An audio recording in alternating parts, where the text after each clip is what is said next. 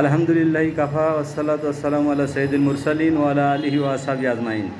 সম্মানিত ভিউয়ার্স, কাছে দূরে দেশ ও বিদেশে সকলের কাছে একটি মেসেজ পাঠাচ্ছি। বাংলাদেশ নতুন দেশ গড়ার অবদানে বৈষম্য বিরোধী ছাত্র জনতা তাদের অখণ্ড ত্যাগ তিতিক্ষার বদলে দেশকে আবার পুনরায় নতুন রূপে সাজানো সম্ভব হয়েছে। এজন্য জামাত ইসলামের আমির ডক্টর মোহাম্মদ শফিকুর রহমান তিনি আওয়ামী লীগকে সাধারণ ক্ষমা ঘোষণা করলেন।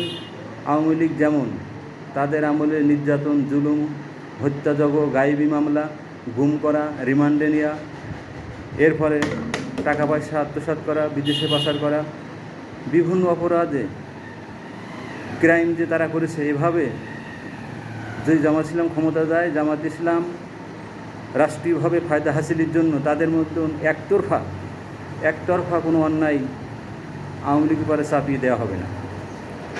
বাট কিন্তু অপরাধী ব্যক্তি যদি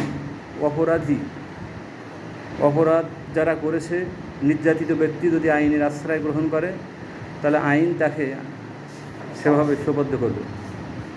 আশা করি আপনারা কথাগুলো ভালোভাবে বুঝছেন, সঠিক ধারণাটা আপনারা বুঝবেন।